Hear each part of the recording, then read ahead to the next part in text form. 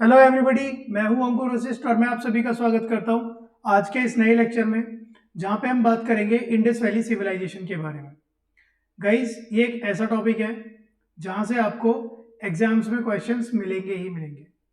मतलब ancient history का अगर कोई भी टॉपिक एग्जाम में आता है तो इंडस वैली सिविलाइजेशन से क्वेश्चन आना कंपलसरी है।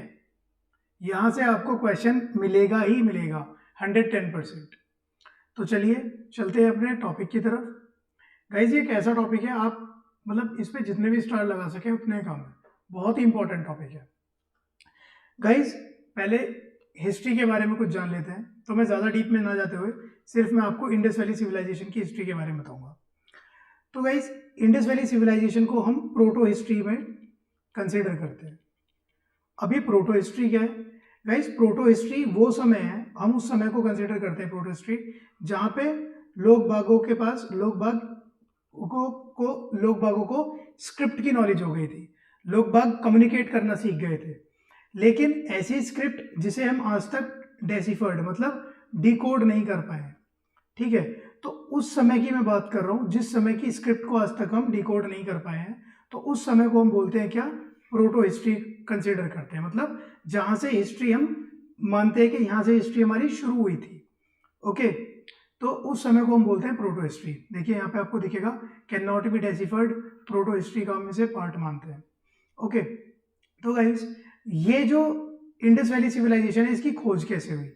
तो गाइस, इंडस वैली सिविलाइजेशन को दयाराम साहनी जी ने, जो एक ASI archaeological survey of India, जो 1861 में न्यू दिल्ली में स्टैब्लिश हुई थी। आर्कियोलॉजिकल सर्वे ऑफ इंडिया की जो शुरुआत थी 1861 में न्यू दिल्ली में हुई थी। ठीक है, स्टैब्लिशमेंट इसका न्यू दिल्ली में हुआ था 1861 में। और इस टाइम पे वायसराय कौन थे इंडिया के? Lord Canning. ठीक है, तो इस तरह का भी क्वेश्चन आपसे पूछा जा सकता है कि जब आर्कियोलॉजिकल सर्वे ऑफ इंडिया का एस्टेब्लिशमेंट हुआ था तो उस टाइम पे वायसराय कौन था इंडिया का? ओके, दूसरा क्वेश्चन यहां से कि ASI के फाउंडर कौन थे? तो ASI के फाउंडर कौन थे? Alexander Cunningham.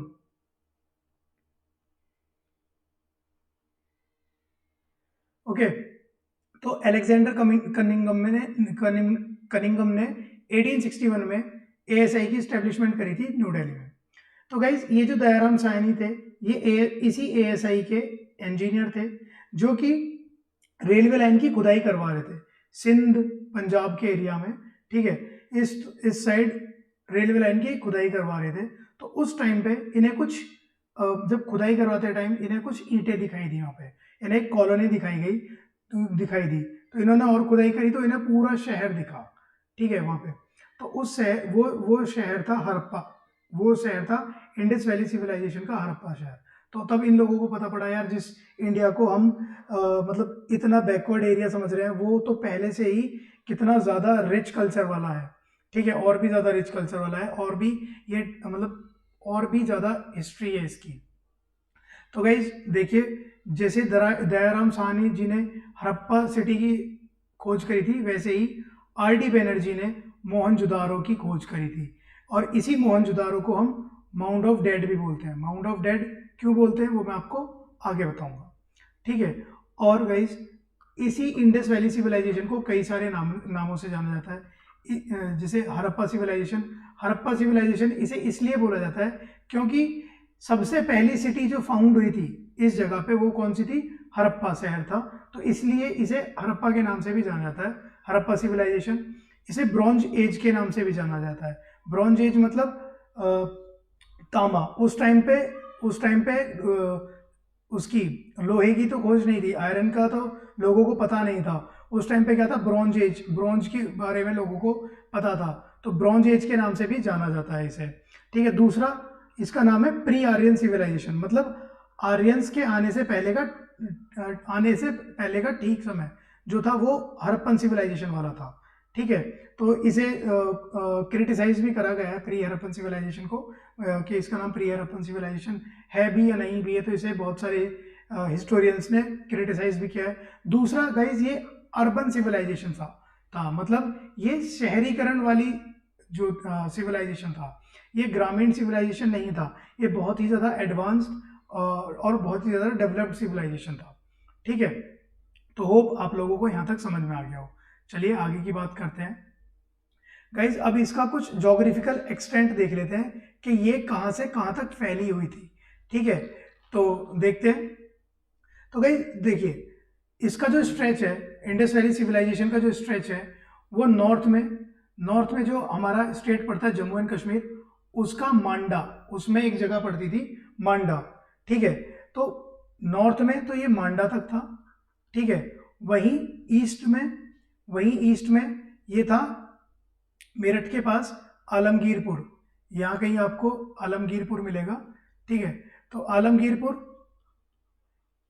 इसे हम यहाँ मेरठ के आसपास मानते हैं। ठीक है, और गाइस इधर देखिए, सुतका गेंडोर, ये पाकिस्तान के बलूचिस्तान डिस्ट्रिक्ट में है। आज जो पाकिस्तान है उसका बलूचिस्तान डिस्ट्रिक्ट वहां पे है ये। और गाइस अगर मैं साउथ की बात करूं तो साउथ में यहाँ पे दिख नहीं रहा है, साउथ में महाराष्ट्र में एक जगह पड़ती थी दाइमाबाद। ठीक है, दाइमाबाद, तो महाराष्ट्र में एक जगह पड़ती थी दाइमाबाद, ये वहां तक इसका स्ट्रेच था। तो देखिए अगर मैं आपको दिखाऊं इसका नॉर्थ ईस्ट वेस्ट डायरेक्शन बना के, तो देखिए अगर मैं नॉर्थ की बात करूं तो नॉर्थ में एक जम्मू कश्मीर, मतलब जो हमारा जम्मू स्टेट है, जम्मू कश्मीर स्टेट है, जो अब यूनियन टेरिटरी बन चुके हैं। ठीक है, तो वहां पे एक जगह पड़ती थी मांडा के नाम से। तो नॉर्थ में ये मांडा, मैं यहाँ पे लिख देता हूँ जम्मू एंड कश्मीर। ठीक है, जम्मू एंड कश्मीर मांडा। और अगर मैं साउथ की बात करूं तो ये दाइमाबाद महाराष्ट्र में। ठीक है, अगर मैं वेस्ट की बात करूं तो वेस्ट में सुतका गेंडोर।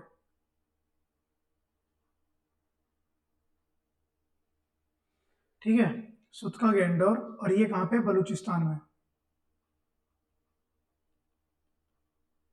मैं यहाँ पाकिस्तान भी लिख देता हूँ। ठीक है, ओके। और अगर मैं ईस्ट की बात करूं तो ईस्ट में ये आलमगीरपुर, मतलब कहां पे, वेस्टर्न यूपी में, मेरठ के पास।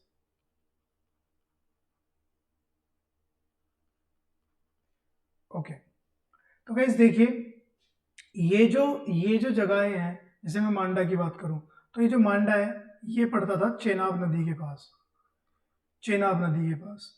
ठीक है, और ये जो दाइमाबाद है ये पड़ता था परवरा नदी के पास, परवरा रिवर। ठीक है, यहाँ पे। और अगर मैं इसकी सुतका गेंडोर की बात करूं तो यहाँ पे एक रिवर फ्लो होती थी, दास्त रिवर, उसके पास। और अगर मैं आलमगीरपुर की बात करूं तो आज भी जो आप रिवर देखते हैं हिंडन रिवर, ये उसके पास। ठीक है, तो अगर कोई पूछता है कि आईवीसी कहां से कहां तक स्ट्रेच हुई थी, तो नॉर्थ में मांडा, साउथ में दाइमाबाद, ईस्ट में आलमगीरपुर, वेस्ट में सुतका गेंडोर।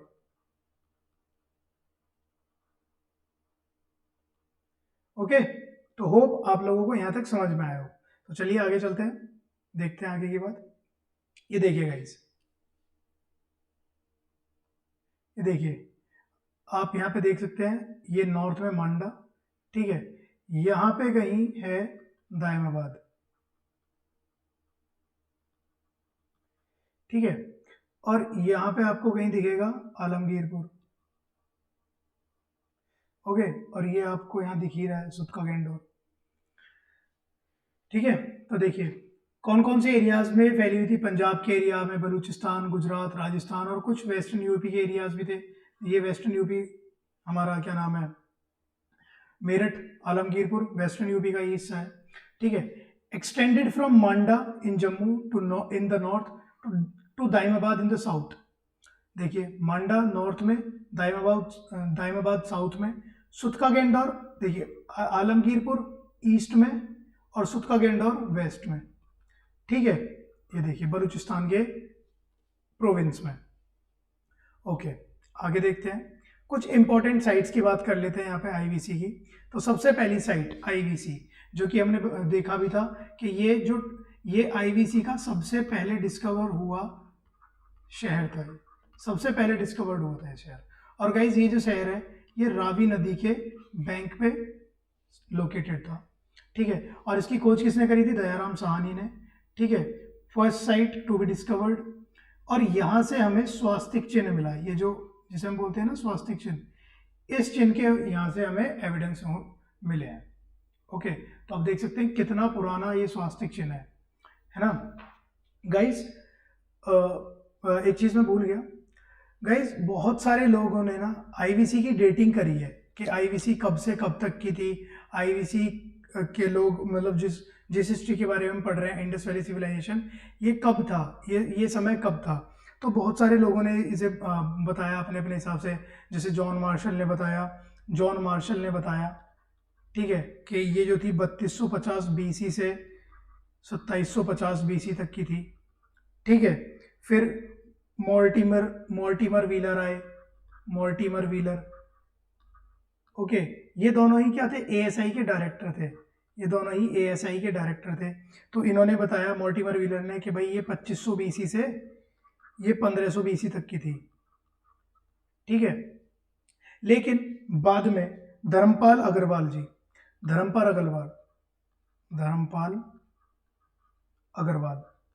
ठीक है, इन्होंने कार्बन रेडियो डेटिंग करी।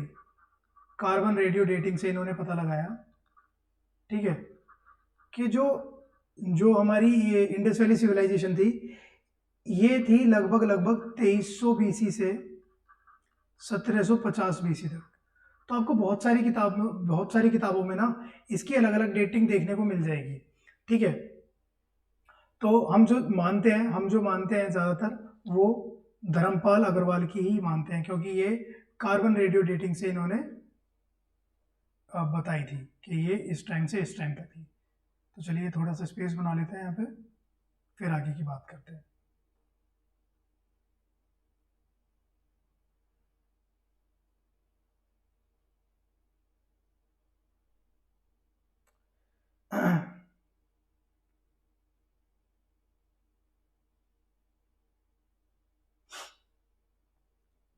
वाइज देखिए, ये जो हमारी इंडस वैली सिविलाइजेशन है, यहाँ से हमें स्वास्तिक का तो चिन्ह मिला ही मिला है, ठीक है।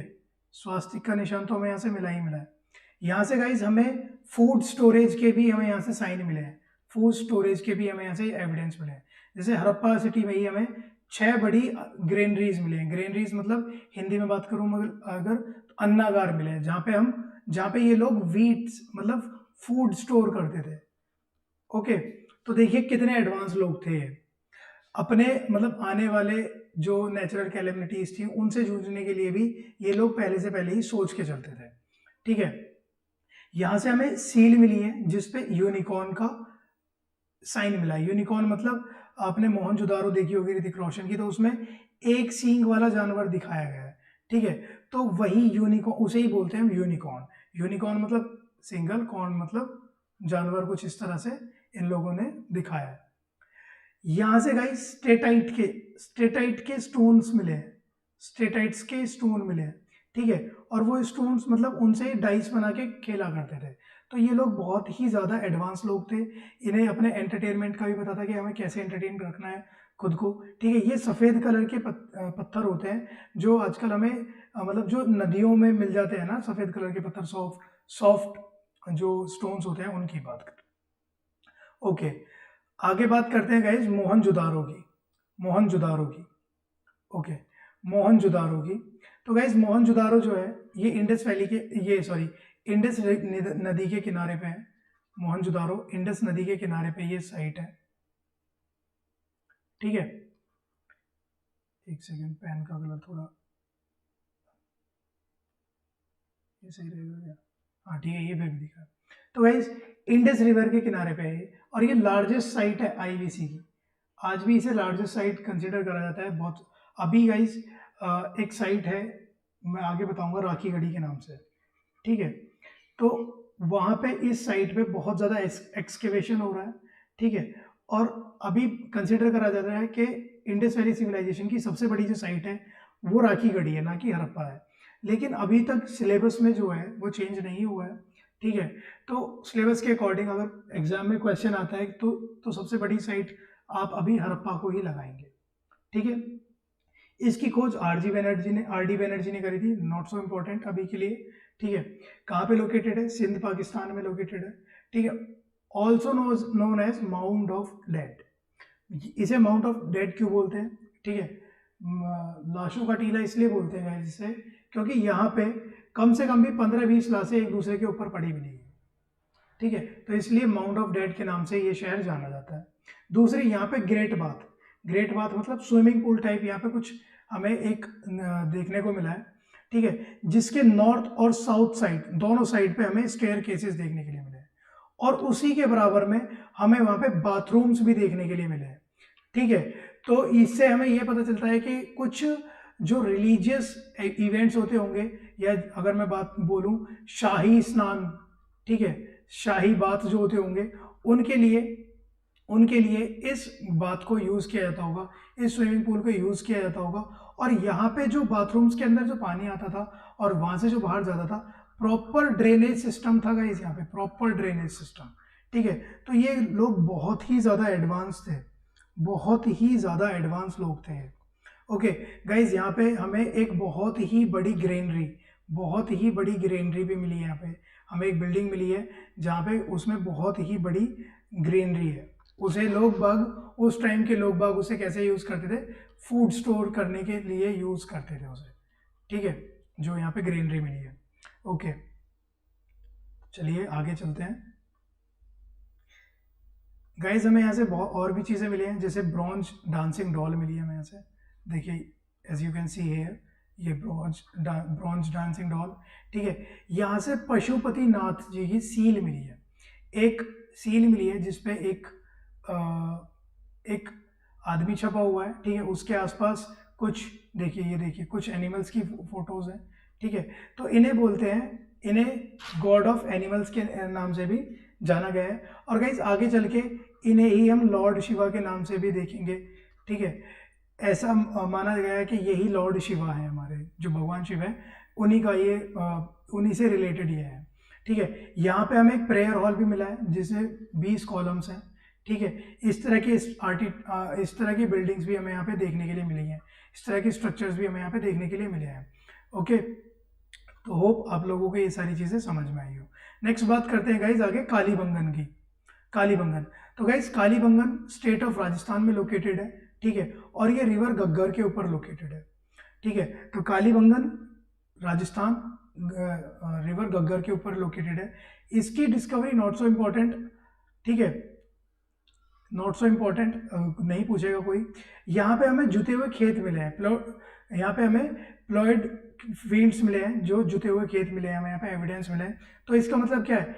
एग्रीकल्चर की नॉलेज थी लोग बागों को उस टाइम पे, एग्रीकल्चर खेती बाड़ी की नॉलेज थी उस टाइम पे। इस तरह से हमें यहाँ पे जुते हुए खेत मिले हैं। ओके, यहाँ पे हमें फायर ऑल्टर्स भी मिले हैं, as you can see here, यहाँ पे हमें फायर ऑल्टर्स भी मिले हैं। मतलब यहाँ पे लोग बाग कुछ रिलीजियस कर्म कांडों में भी विश्वास करते होंगे, रिलीजियस इवेंट्स में भी मानते होंगे लोग बाग, ठीक है। तो इस वजह से इस तरीके से हमें यहाँ पे फायर अल्टर्स भी देखने के लिए मिले हैं। यहाँ पे हमें डिज़ाइनर ब्रिक्स भी मिली हैं, डिज़ाइनर ब्रिक्स जैसे अभी हमें दिखती है ना डिज़ाइनर ब्रिक्स, जैसे मान लीजिए ये ब्रिक है, ठीक है, तो इसके बीच में एक खाली स्पेस होता है जिसे हम बोलते हैं इंग्लिश में फ्रॉग, ठीक है। तो इस फ्रॉग पे उस भट्टी का सिंबल होता है जहाँ से वो आई होती है। तो इस तरह की कुछ ब्रिक्स हमें यहाँ पे देखने के लिए मिली है। मैं ये नहीं बोल रहा हूँ कि उस टाइम पे भट्टे थे या भट्टियाँ थी जहाँ से ईंट बन के आती थी, लेकिन कुछ डिज़ाइनर ब्रिक्स मिली हैं उस टाइम की, ठीक है। गाइज यहाँ पे ना सिलेंड्रिकल सील्स भी मिली है, सिलेंड्रिकल सील्स मिली है, ठीक है। तो मोहनजोदारो में ना ज़्यादातर स्क्वायर और रेक्टेंगुलर सील्स मिलती है, स्क्वायर और रेक्टेंगुलर सील्स मिलती थी। लेकिन जो कालीबंगन में हमें जो सील्स मिली है ना, वो सिलेंड्रिकल सील्स मिली है, ठीक है, जो कि इसी टाइम की आईवीसी के कंटेम्प्रेरी एक और सिविलाइजेशन था। मतलब 4 सिविलाइजेशंस की बात होती है उस टाइम के, लेकिन एक जो ज़्यादा इंपॉर्टेंट है आईवीसी के हिसाब से वो है मेसोपोटामियन सिविलाइजेशन, जो आज का ईरान इराक वाला एरिया वो वाला, ठीक है। तो इस वाले सिविलाइजेशन में सिलेंड्रिकल सील्स यूज होती थी, ठीक है।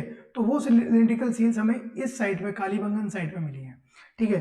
तो मे बी उस टाइम पे ये लोग इसे फॉरेन एक्सचेंज के तौर पे यूज करते हो, ठीक है, क्योंकि ये एक यहाँ पे ट्रेड का बहुत बड़ा रोल था आईवीसी में, तो मे बी फॉरेन एक्सचेंज के तौर पे यहाँ पे यूज होती हो ये सील्स वगैरह। ओके गाइस, बात करते हैं आगे लोथल की। तो लोथल एक बहुत ही ज़्यादा इंपॉर्टेंट साइट है, बहुत ही ज़्यादा इंपॉर्टेंट साइट है, क्योंकि गाइस ये एक डॉकयार्ड साइट है। देखिए डॉकयार्ड साइट है, ये मान लीजिए हमारा इंडिया है, ठीक है। तो यहाँ पे ओके, यहाँ पे एक रिवर फ्लो करती थी, छोटी सी रिवर, जिसका नाम था क्या, भोगवा रिवर, ठीक है, भोगवा रिवर। ओके, तो एक सीजनल रिवर थी जो कि अब तो शायद नहीं है, ठीक है। तो ये जो साइट है इसी के बराबर में थी, इसी रिवर के बराबर में थी लोथल साइट, ठीक है। लोथल साइट थी यहीं पे, और जो इसकी डिस्कवरी है वो किसने करी थी गाइस, रंगनाथ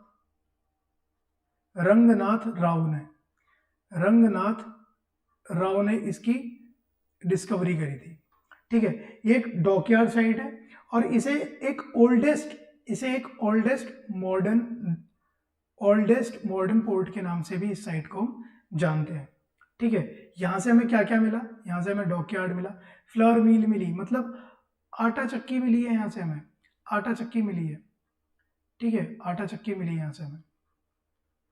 ओके, यहाँ से फायर अल्टर्स मिले हैं, यहाँ से हमें डबल बरियल, मतलब दो लोगों को एक साथ दफनाने के यहाँ से हमें एविडेंस मिले हैं। लेकिन उस टाइम पे किसी भी तरह की सती प्रथा के हमें एविडेंस नहीं मिले हैं, मतलब हस्बैंड वाइफ्स को या फिर भाई बहन को या माता पिता को किसी को भी साथ में दफनाया गया है, ठीक है। तो इस तरह के हमें यहाँ से किसी भी तरह के सती प्रथा के एविडेंस नहीं मिले हैं। यहाँ से हमें पेंटेड पोएट्रीज मतलब घड़े वगैरह के ऊपर हमें यहाँ से पोएट्री डिजाइन देखने को मिले हैं, आर्ट देखने को मिली है। और गाइज जो यहाँ से हमें जो पोएट्री मिली है, वो जो पंचतंत्र की जो कहानियां हैं, जो विष्णु शर्मा ने जो पंचतंत्र की कहानियां लिखी हैं गुप्ता डायनेस्टी के आसपास आके, गुप्ता डायनेस्टी के समय पे, ठीक है, मतलब आज से 4-5 AD साल पहले, इस टाइम पे जो विष्णु शर्मा ने जो पंचतंत्र की कहानियां लिखी हैं, उसमें एक कनिंग फॉक्स मतलब चालाक लोमड़ी का डिस्कशन हुआ है। तो उस चालाक लोमड़ी का जो चित्र है, जो आर्ट है, वो यहाँ पे जो कालीबंगन में, लोथल में जो पोट्रीज मिली हैं उनसे रिलेशन है, ठीक है। तो आप देख सकते हैं कि पंचतंत्र की कहानियां भी कितनी पुरानी है। ये देखिए गाइस, डबल बरियल, ठीक है, देखिए यहाँ से 10-10 फुट 11-11 फुट के लोग भी हमें यहाँ से स्केलेटन्स मिले हैं। और ये देखिए, ये प्रॉपर डॉकयार्ड सिस्टम, यहाँ से देखिए, यहाँ से शिप्स को अंदर लाने की अभी सुविधा थी। तो ये लोग कितने एडवांस थे और क्या ही बोले इनके बारे में, ठीक है। आगे बात करते हैं, मतलब गाइस एक बात देखिए, उस समय के लोगों के पास प्रॉपर ड्रेनेज सिस्टम था, प्रॉपर सैनिटाइजेशन सिस्टम था इन लोगों के पास, सैनिटरी सिस्टम, मतलब इन लोगों के पास यार टॉयलेट्स थे अपने घर में। और आज के समय की मैं बात करूं अगर, तो 2014 में आके हमारे प्रधानमंत्री बोलते हैं कि भाई अपने घरों में टॉयलेट्स बनाओ। तो आप देख सकते हो कि हम लोग कहाँ पे रह रहे हैं। और उस टाइम पे हमारा इंडिया, उस टाइम पे इंडस वैली सिविलाइजेशन के लोगों की क्या सोच थी और आज हमारी क्या सोच है, ठीक है। आज भी सड़कों पे पानी भरा रहता है, ठीक है। तो चलिए बात करते हैं अगली साइड की, चानू दरो, ठीक है गाइज। ये सिंध डिस्ट्रिक्ट पाकिस्तान में लोकेटेड है, इंडस रिवर के ऊपर है, ठीक है। और यहाँ से बीड्स की फैक्ट्री, आप देख सकते हैं छोटे छोटे पत्थर, ठीक है, मतलब इस तरह की फैक्ट्रीज, इस तरह की इन पत्थरों की माला बना के यहाँ लोग पहनते थे, ठीक है। यहाँ पे लिपस्टिक्स और बैंगल्स की फैक्ट्रीज भी हमें यहाँ से देखने को मिली हैं, ठीक है। यहाँ से इंक पॉट मतलब दवात, यहाँ से लोगों के लिखने के मतलब स्क्रिप्ट के भी एविडेंस यहाँ से मिलते हैं, ओके। तो ये बहुत ज़्यादा इंपॉर्टेंट साइट्स हो जाती हैं। आगे बात करते हैं गाइस सुरकोतडा की, ठीक है। तो सुरकोतला जो साइट है गाइस, ये भी साइट कहाँ पे है, ये भी साइट कहाँ पे गाइस, ये भी गुजरात में, देखिए जैसे ये है, ठीक है। तो ये जो सुरकोतला साइट है ये गुजरात के यहाँ इस एरिया में ये लोकेटेड है, सुरकोतला, ठीक है। और किस नदी के ऊपर है, ये सरस्वती नदी के ऊपर है। ये नियर किसके है, रन ऑफ कच्छ, कच्छ जो डिस्ट्रिक्ट है गुजरात का उसके पास में ये साइट लोकेटेड है। और यहाँ से हॉर्स के स्केलेटल्स हमें मिले हैं, लेकिन इस बात का कोई एविडेंस नहीं है। जैसे हम जानते हैं कि इंडस वैली सिविलाइजेशंस के जो लोग थे वो हॉर्स को उस जानते ही नहीं थे, उन्हें पता ही नहीं था इस जानवर के बारे में। तो प्रोबेबली जो आर्यंस का इन्वेजन हुआ था, आर्यंस जो यहाँ पे आए थे, शायद वो घोड़ों को लेके आए हों अपने साथ, तो एक कोई लड़ाई वगैरह हुई हो और घोड़े यहाँ पे मर गए हों, तो उस वजह से हमें यहाँ पे मे बी हॉर्स स्केलेटल्स हमें यहाँ से देखने को मिले हैं। आगे बात करते हैं गाइज हम रंगपुर की, रंगपुर की। तो गाइज रंगपुर भी कहाँ पे लोकेटेड है, रन ऑफ कच्छ में लोकेटेड है। तो देखिए गाइज, जैसे हमने ये बात करी थी गुजरात की, यहाँ पे देखा था हमने सुरकोतड़ा, ठीक है, सुरकोतड़ा देखा था यहाँ पे अपने। और गाइज अगर मैं बात करूँ रंगपुर की, तो रंगपुर यहाँ पे लोकेटेड है कहीं, गुजरात के यहाँ पे लोकेटेड है रंगपुर, ठीक है। और ये है गाइज मादर रिवर के ऊपर ये लोकेटेड है। और यहाँ से रॉ ब्रिक्स मतलब कच्ची ईंटों का क्या मिला है हमें से, टीला मिला है, कच्ची ईंटों का टीला मिला है, कच्ची ईंटों का टीला मिला है हमें यहाँ से, ओके। तो रंगपुर से हमें क्या मिला है, कच्ची ईंटों का टीला मिला है। बात करते हैं आगे राखीगढ़ी की, जिसकी मैं आपसे बात कर रहा था। तो गाइज ये स्टेट ऑफ हरियाणा में ये साइट है जो कि आजकल बहुत ज़्यादा न्यूज़ में है, क्योंकि यहाँ पे बहुत ही तेज़ी से क्या हो रहा है, एक्सकेवेशन हो रहा है, मतलब खुदाई चल रही है। और ये घग्गर रिवर के ऊपर है, ठीक है। और ये गाइज मतलब इतनी तेज़ी से यहाँ पे खुदाई चल रही है कि यहाँ पे बहुत ही बड़ा एरिया ये कवर कर रही है, ठीक है। जितनी जितनी हम खुदाई करते जा रहे हैं उतने उतने यहाँ पे ये साइट फैलती जा रही है। तो अगर क्वेश्चन आता है कि अभी भी लार्जेस्ट, मतलब अगर अभी क्वेश्चन आता है कि लार्जेस्ट साइट इन इंडिया, तो इट विल बी राखीगढ़ी, ठीक है। तो इट विल बी राखीगढ़ी। लेकिन अगर अभी भी क्वेश्चन आता है कि लार्जेस्ट साइट ऑफ आईवीसी, तो I must say you guys go for किसके लिए, हड़प्पन सिटी, हड़प्पा के लिए। तो होप आप लोगों को यहाँ तक समझ में आया हो, ओके। तो चलिए गाइज आज की वीडियो को हम यहीं पे रोकते हैं, ठीक है। In the very next lecture हम बात करेंगे कि इन लोगों के रहने का लाइफस्टाइल क्या था, ठीक है, इकोनॉमिक सोर्सेज क्या थे, रिलीजियस बिलीव्स क्या थे, ठीक है, इस तरह की हम बातें करेंगे। तो होप आप लोगों को ये वीडियो अच्छी लगी हो, आप लोगों को कुछ बेनिफिशियल मैंने कंटेंट प्रोवाइड कराया हो। तो अगर आप लोगों को वीडियो अच्छी लगी है तो please like, share and subscribe my channel. Thank you so much guys. This is Ankur Vasist signing off.